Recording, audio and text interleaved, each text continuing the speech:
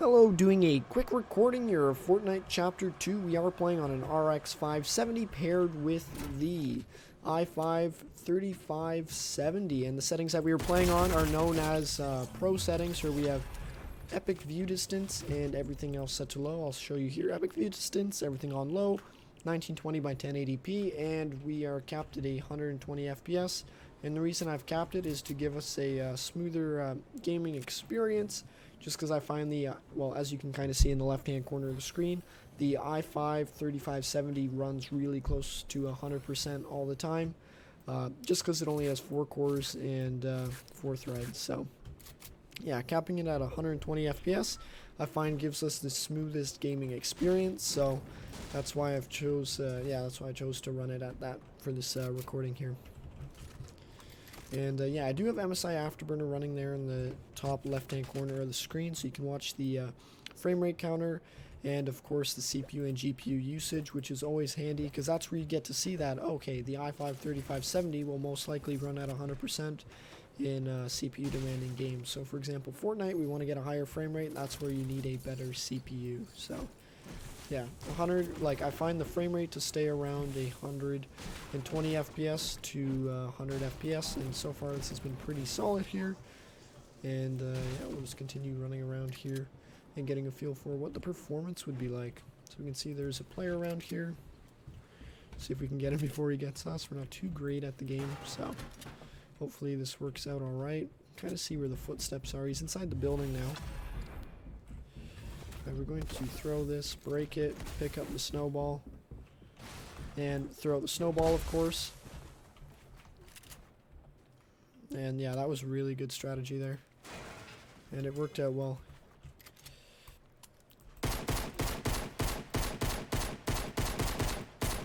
Oh my gosh, he almost sniped us, but we got him super, well, in the nick of time there. So that worked out really well. Yeah, hopefully he's got minis. I highly doubt it. Alright, he doesn't. So we're just going to pop the big pot here.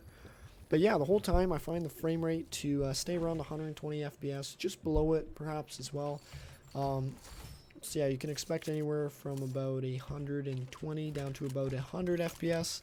And yes, you can get a higher frame rate if you uncap it, but then you're going to run into stutter because if you're like, yeah, you're just CPU limited. That's about all I can really say there. An option is you can upgrade the CPU in the future to a 3rd generation i7 or the Xeon equivalent, which is cheaper and performs the exact same. It's the Intel Xeon E3-1230V2. You can order that on AliExpress, and it's a really nice upgrade. It allows you to play with the frame rate uncapped, and yeah, you don't run into any stutter there. So those are always nice little upgrade options, even though it is an older platform. So if you do have one of these systems, yeah, you always have an option to upgrade a little bit. So yeah, currently running around, same kind of deal. It's really smooth. You can build pretty easily here, obviously if you know how to build. Like, I can't build, so let's see if I can do this. There we go. Yeah, and then you can edit quickly as well, so it gives you a nice bunch of options to yeah, play Fortnite really smoothly. And of course, if you're just grinding creative or whatever that game mode is, you will get a much higher frame rate there because you don't have to load in all these other players. So yeah, that's kind of a nice option there as well. Nice, another big pot. We'll quickly use that here and then pick up the bandages. Yeah, as well, I will mention if you guys do have any questions and you're watching this on YouTube, feel free to reach out, drop a comment. As you'll notice, if you look on any of my other videos, I reply to every single one of the comments I get.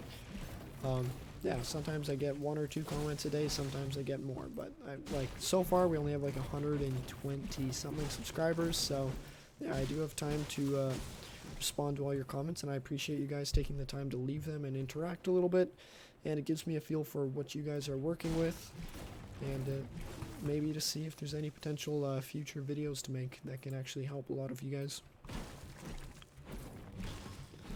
But yeah, same deal. You can kind of see here, the rest of the recording will be all smooth, just like this. Yeah, like, because we have capped it at 120 FPS, you're not going to necessarily see, oh, it's at 200 here, oh, it's at 100 here, because I find just capping the frame rate gives the best, like the smoothest experience. Can we tag him? Alright, that's pretty dumb. Now he sees us and he can just snipe us if he has a sniper. Yeah, he does. That was pretty obvious. But I mean, hey, this game's about having fun. Or at least it should be. So we are reloaded and ready to take him on. I don't see him at the moment, but what we're going to do is quickly grab some material here and rush forward, see if we can't get... Alright, he's coming.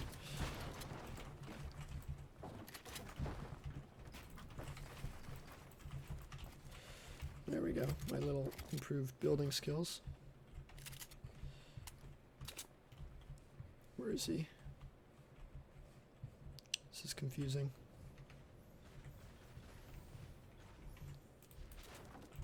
We used all our brick. We know he's around here somewhere. Alrighty, where is he? It's a question. It's always a silly question to ask, of course, because we know he's somewhere around here. Looks like he might be down below.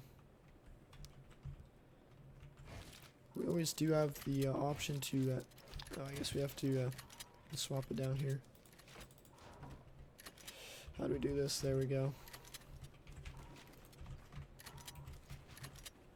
So he's around here somewhere, and we'll drop down to find him and take him out because he's here, obviously.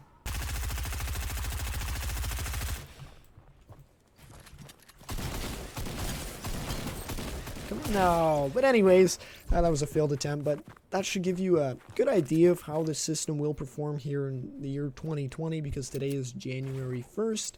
Yeah, marking the turn of a new decade there. But yeah, this is, again, the i5 3570 paired with the RX 570 video card, tested here on Pro settings. Maybe another thing to test in the future for me would be to maybe test another game, run the visual settings at max and see what kind of frame rate we get there and how the 3rd generation i5 does hold up. But yeah, if you guys have any questions, feel free to reach out. Thanks.